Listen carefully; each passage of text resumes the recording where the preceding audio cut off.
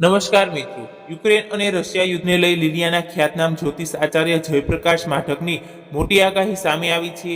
લિલિયાના ખ્યાતનામ જ્યોતિષ આચાર્ય જયપ્રકાશ માઠકે જણાવ્યું છે કે મકર રાશિમાં 6 ગ્રહો ભેગા થયા હોવાથી જેમાં મંગળ ગ્રહએ ભીષણ યુદ્ધના સંકેત બતાવ્યા છે, જેના કારણે આગામી સમય ખૂબ જ કપરો આવી શકે છે.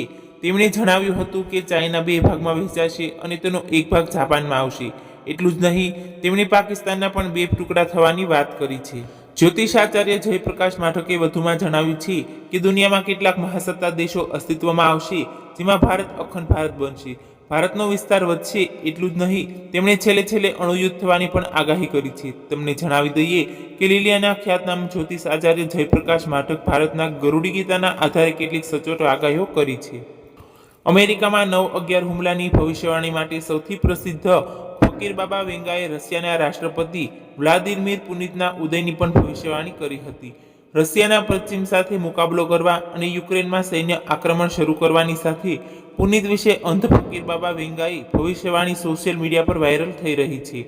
બાબા વેંગાના જણાવ્યા મુજબ પુતિન એક દિવસ દુનિયા પર રાજ કરશે અને રશિયાને દુનિયાનો માલિક બનતા કોઈ પણ રોકી શકશે નહીં. બાલ્કનના નાસ્ટ્રેડમસનું ઉપનામ ધરાવતા બાબા વેંગાએ અનેક ભવિષ્યવાણીઓ કરેલી છે. કહે છે કે ખૂબ નાની ઉંમરમાં પોતાની દ્રષ્ટિ ગુમાવ્યા બાદ તેમણે ભવિષ્યવાણી કરવાની ક્ષમતા મેળવી હતી. વેંગાએ ભવિષ્યમાં 579 સુધી હજારો વર્ષની ભવિષ્યવાણીઓ કરી છે. રિપોર્ટમાં દાવો કરાયો છે કે વલ્ગેરિયન ફકીરની ભવિષ્યવાણીની સફળતાનો દર 85% છે. તેમનું 1996માં મૃત્યુ થયું હતું. ધન્યવાદ.